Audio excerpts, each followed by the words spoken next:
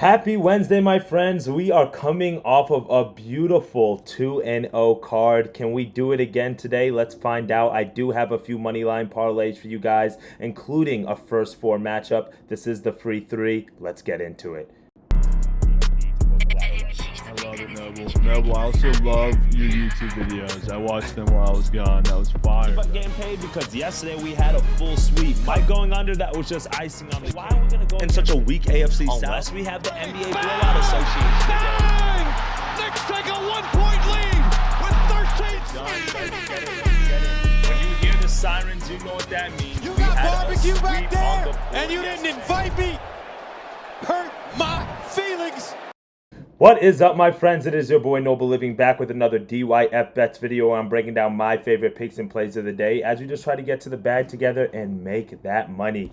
Yesterday, it wasn't an official 3-0 sweep, but we can still play the horn. We can still go to horn. Because we did have a 2-0 day. You love to see that. A 2-0 day is what we're looking for here. A 3-0 day just to try to stack up the wins. We're taking a little bit light until we dive into the full board of games tomorrow. I'm super excited to drop my bracket today to see who you guys have as the winner. We locked in one of our futures yesterday with Florida to win the national championship. So that's one future that we locked in, and we're going to lock in one more tomorrow here on the show. So yesterday, a quick recap on how we did, and then we're going to go into the plays for today real quick. We had a 2-0 day, like I mentioned, really a 3-0 day. We had a Nerfy, but I didn't give that out on the channel yesterday because obviously that game was at 6 o'clock in the morning, and the Nerfy also hit today in the Dodgers-Cubs game. So we're 2-0 on Nerfies this season, so you love to see that. And then we also got the Alabama State and Dallas moneyline parlay, and this is why we take the moneyline parlays, guys. I know there's some people out there on gambling Twitter who are like, oh, you're buying picks from a moneyline parlay guy, or moneyline parlays is stupid, whatever. Alabama State was 2.5-point favorites. If you take them on the spread, you lose the bet. We took them on the money line and we win. That's the difference. And this is a game as well that could have been a 1-point game. So there might be some people out there, well, this is why I buy the 1.5 point. Sometimes that happens. So keep that in mind. That's why we do the moneyline parlay so much in conference tournament time. And also here is because you're not getting 3.5, 4.5, 5.5. Like, you're getting 5.5-point spreads when they should be 3.5. You're getting 2.5-point spreads when they should be pick'ems. Why? Because they know how big free throws account for right now at this point in the season. The other winner of the day was Kyle Kuzma over 12.5 points. You could have laddered this thing up. No sweat bet there. I think that thing cashed in the first half. So that is an official 3-0, 2-0 day there on the channel. So you love to see that. So hopefully we can keep that momentum here going on today. And what we're going to do real quickly, guys, I'm having some difficulties like crazy today with my screen.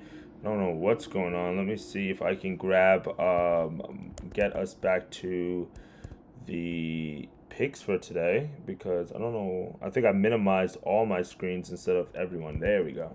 Alrighty, let's get into the board for today. First four matchup, Mount St. Mary's American University, and then also we have Xavier in Texas. I'm going to play today very similar to how we did yesterday. All right, guys? So what we did yesterday was we stayed off the late night game, the 11 seed game, which is what I typically tend to do because those games could go either way. Shout out to UNC for getting it done. I mentioned that I leaned San Diego State yesterday, but I also said I probably would take the over anything else, and that hit. In this matchup is the same exact thing.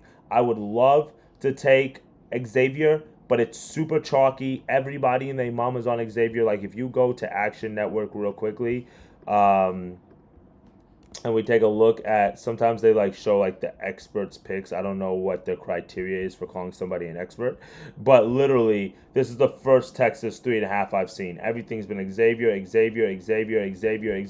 I'm not saying Xavier doesn't win. Xavier's been hot. They have, but Texas also plays in the SEC, so they're used to playing good teams game in, game out. The reason why I'm staying off of this game is because if you guys are into making your brackets off of facts, then you do know that in the last 15 of the last 16 tournaments, that a team that wins one of the 11 seeds that win the first four game also wins their first round game. So you have to ask yourself, is it going to be UNC beating Ole Miss, or is it going to be Texas Xavier beating whoever is on their side of the bracket? I think it's Illinois. right? So you have to ask yourself that question. And for me, I think it's either going to be Texas or Illinois or Xavier that's going to beat Illinois. And I just don't care which team it is because for me, it's more important for the next round. So I do lean Xavier.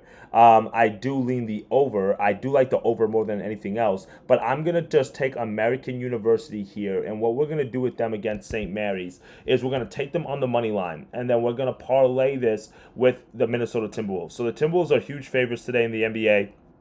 I'm not going to dive in that game too much, but they're playing the Pelicans. The Pelicans right now are auto fade mode. They're banged up. They're injured left and right. Nobody's playing for them that you know. Even Herb Jones just got hurt. You never know who's playing game in, game out. The Timberwolves are still in contention, obviously, in the West. They lost a bad game last game out against the Pacers at home. I actually bet on the Timberwolves in that game on the money line, and that was just because Obi Toppin went into like prime Jordan with like the last 2 minutes ago. He had like 4 3-pointers. 3 of them were like heavily contested. It was crazy. So, shout out to Obi Toppin. He's an NBA player. But, I mean, the Wolves really should have won that game. They're figuring it out with the whole Julius Randle, Anthony Edwards experiment. Are they good enough to get back to the Western Conference Finals? No. Are they good enough to make the playoffs? Yes. So these games against the lower inferior opponents in the Western Conference, they matter. So I'm going to take them today on the money line. But anytime they play like a better team, I kind of get a little bit nervous. But American is the team that we're looking at here. And we can take them as an individual leg at minus 145. But one of the reasons why we've been able to grow our bankroll so much over the last few weeks, over the past month, is because we're not laying a whole lot of heavy juice. We're not laying a whole lot of minus 145s, minus 150s multiple times on a card, because I do have an expensive play coming here in a second. So for me, what I'm going to do is I'm just going to go the money line, and then Minnesota Timberwolves, that gets you to minus 110. If you want to add an extra team in there to get to plus value, be my guest. I'm not opposed to it.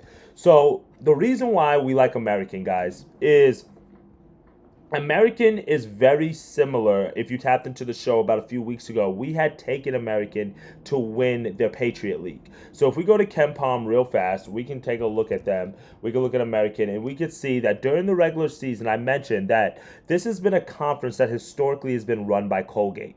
Colgate has made it to the NCAA tournament the last 4 years in this conference. This was the first year that any other team has made it. So Bucknell had got upset by Navy. And I had mentioned to you that American had beaten Colgate, and that was kind of like the passing of the guard game, right? And if you see here, American's been very good all year. 22-12, 13-5 in conference, tied for the regular season conference championship, and they win outright to win the conference tournament, winning 3 games in a row. They don't have to win it in 3 games in 3 days. You can see they get a break in between, but they won all those games besides the first one pretty handily, and they looked pretty good going down the stretch. Now, Mount St. Mary's, on the other hand, if you look at how they won their conference tournament, they won 3 games in a row, including their last regular season. But I think I have the bracket pulled up right here. We can see here that Mount St. Mary's was a 6 seed. They upset a number 3 seed in Marist. Shout out to them for getting the upset. Then they upset a number 2 seed in Merrimack, which they should have never really won that game. Merrimack blew that game, and I was betting on Merrimack that game. You guys know we've been on Merrimack boys all year. But then they don't even have to play the best team in the conference, Quinnipiac, because Quinnipiac gets upset by Iona. And they end up beating Iona pretty handily, but Iona's not really that good of a squad offensively. So, again, Mount St. Mary's, they have to play the opponents that are in front of them. And they were able to win a 3 seed and a 2 seed. So I'm not saying that Mount St. Mary's is not hot. I'm not saying they're not a good team. But they didn't have to go through the best team in their conference, being Quinnipiac, in order to get to this point today, which is playing in the 16 seed game against Iona. And for me, not against Iona, against American. And that matters, because you can beat a 4 seed and make it to the NCAA tournament, and hey, fate's on our side, destiny. We did our hard work in the semifinals. Kudos to you, but you let your foot off the gas, and you've been a 6 seed all year. That's how you've been playing basketball. 12-8 in conference isn't bad, but it's not amazing either. Then it just comes down to which team is better. And for me, the better team is American. They're pretty fair on KenPom. You can see 238 for American on KenPom, 249 for Mount St. Mary's. So they're very similar, but what did I mention yesterday with the reading on St. Francis? The turnovers were going to be the problem. How many turnovers did St. Francis have that kept the game, or kept Alabama State in the game yesterday? Even on like the last possession, the dude dribbled off his foot.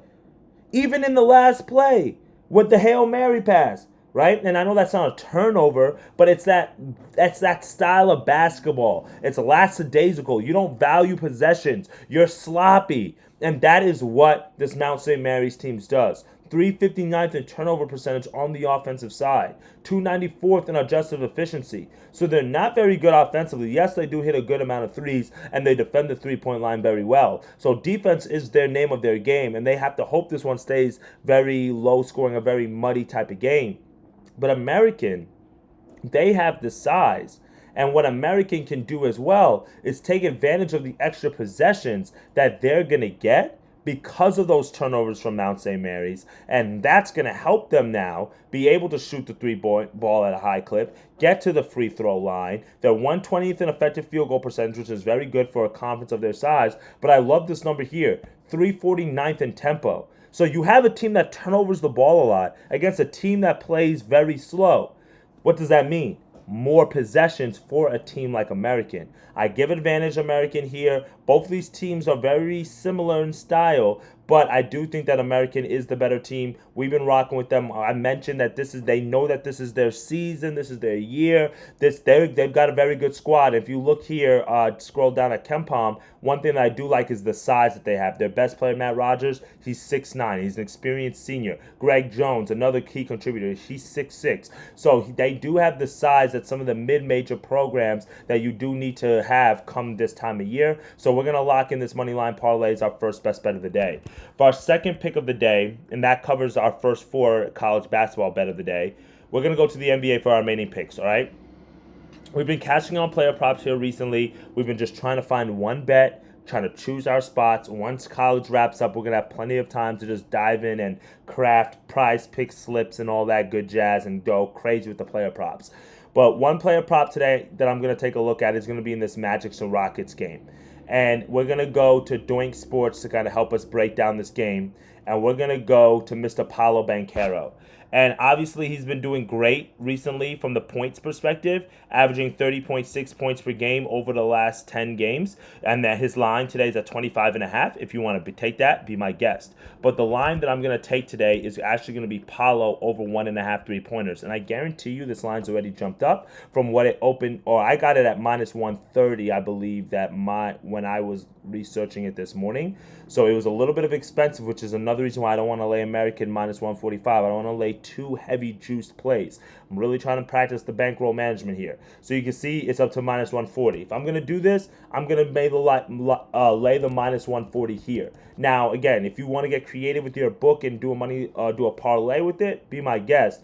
But for the sake of the show, we're just going to go here. And I could have got it at minus 130, but now it's up to minus 140. We got to do what we got to do. So the reason why I like over 1.5 3-pointers here is because Paolo's been shooting significantly a lot of 3-pointers lately. If you can see right here in this row, he's averaging 6.6 3-point attempts per game. He's averaging about 2.5 of those. Last game, he had 3 against the Cavaliers, 2 the game before that, 4 against the Pelicans, 2 against the Rockets, 4 against the Bucks. So he's gone over in 5 straight games and 7 of the last 10 games. So not too bad. At a line at 1.5, we only need 2 3-pointers, and a guy who's averaging about 6 to 7 attempts, you're literally asking him, bro, I just need you to go 25-30%, and we're good to go. So that's one major factor that I like here. Now, the other thing that I'm looking at here is how that the Houston Rockets defense has defended the 3-point line recently. And if you look at some of the similar players to Banchero, he actually played this Rockets team on March the 10th, so 9 days ago, and that was one of the games where he went 2 of 6 and 10 of 23 from the field. So he just went over against them.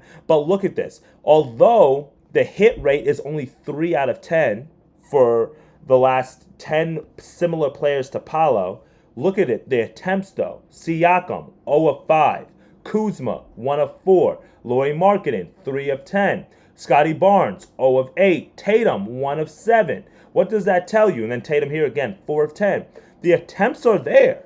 So that means defensively, whatever scheme the Rockets are running is positioned or it's set up to allow power forwards to shoot the 3 ball at a pretty high clip. I mean, 7 attempts for Tatum, 8 for Scotty Barnes, 5 for Siakam, 10 for Markkanen. It's just the fact is, if you look at that, the 3 out of 10 number, 30% number, then you're going to say, well, they're not hitting. Well, that's on Jason Tatum. That's on Siakam, right? But when I look at the numbers for now, Paolo, to see that he has been hitting his shots recently, gone over this in 5 straight games, including going right against this same Rockets team and going over this number, that gives me the confidence here to say, you know what? I like him in this spot to be able to take this. And if you look at it at home as well, he just missed against the Bulls on, what was that, March the 6th, which was their last home game. So it's been a little bit of a while since they played at home. So I like that spot for him to be able to come back home, be able to get some shots up. He's been attempting a good amount. So over 1.5 3-pointers for Paolo. Again, it is a little bit juiced. If you want a money line parlay with something else, not money line, but like player prop parlay with something else, be my guest. But we're locking that in as our second pick of the day. Third and final best bets, guys. We got Paolo, we've got American on the money line, and we just threw the Timberwolves in there. Is going to be another money line parlay because those have been doing well for us. I'm probably going to start getting away from these once we get done with tournament time, in all honesty. And I don't see myself taking a lot of money line parlays in the NBA. But right now, we're starting to get into that time of the season where you can clearly see what teams are tanking. You can clearly see which teams are fighting for a playoff push. You can see which teams are trying to win games despite injuries. That, it's a little bit easier to handicap NBA from the perspective of a money line spread perspective when you know who's playing, when you know who's not playing, or when you know what teams are motivated and which ones aren't. So we might have a few money line parlays coming up in more recent times, but I don't feel like I'm going to be taking a bunch. But for today, we're going to go Pistons, Knicks, Thunder, all on the money line. Now, the Pistons are the main leg here at minus 180 that we're going to be building off of. If you just want to go the Thunder at home against the 76ers, that gets you to minus 120. Make your money, go on, get out. If you want to take the Pacers against the Mavericks, obviously the Mavericks are super injured right now. They don't have anybody. Pacers coming off a big road win against the Wolves. I'm not opposed to that. I actually think I like that Ben then taking the Knicks. In all honesty, because the Knicks worry me. The Knicks should win this game against the Spurs. Obviously, the Spurs are dealing with a lot of injury news, but the Spurs have still been competitive recently. So, you know what? I'm going to pivot. I'm going to go Pistons, Pacers, and Thunder. I think that's better than the Knicks here. I don't want to take the Knicks here. I do want to take the Knicks, but I don't want to take the Knicks. I do think they win, though. But the main leg here is going to be the Pistons against the Heat. Now, if we look at this game just super duper quickly on the numbers, the Pistons have been red hot, right? 38 and 31 on the year. Let's scroll down here on the bottom of action. Let me just lock this in real quick so we can move this out the way. You can see here that the Pistons have won 3 of their last 5 games. Not too shabby. The loss against the Wizards was a little bit alarming after being 13-point favorites. But they just played them the night before. Then obviously losing against the Thunder. That's one of the top teams in the league, right? They handled the Pelicans pretty handily last time out. And that's another reason why I like them here against the Heat, because the Heat have been struggling offensively. When you just drop 127 and you barely play your starters for 4 quarters, that gives you a lot of confidence. They dropped 125 against the Wizards here, 123, 119. The Pistons are scoring points, and that's the Heat's problem right now. They can win games when it's when the game is between 90 and 110.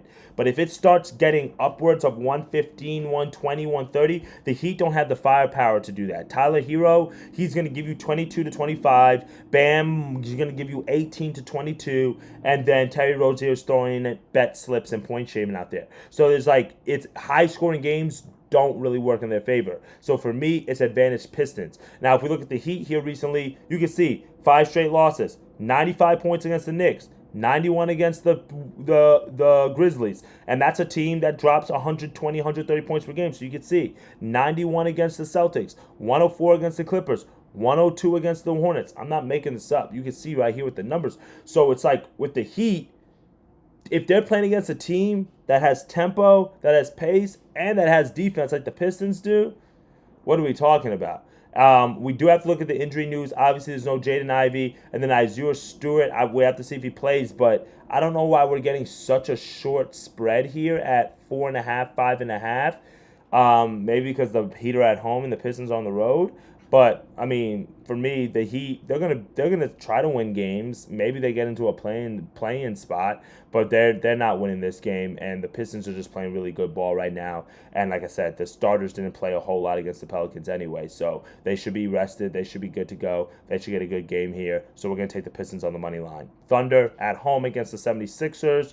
Do we need to talk about that? Thunder probably one of the best teams in the league. If they don't win this title this year, that's okay. They're going to win the regular season title because they're going to win every game. So they're pretty damn good. And obviously we know what's going on with the 76ers from an injury perspective. And then injuries have been the bane of the Mavericks' existence. And you guys know ever since the Luka trade, everything's gone downhill there. So that's really what we're going with for the three teams. So ignore the Knicks graphic there, and we're going to go with the Pacers. So three quick picks for today. Pistons, OKC, and the Pacers. That gets you to plus 123. That's a NBA moneyline parlay.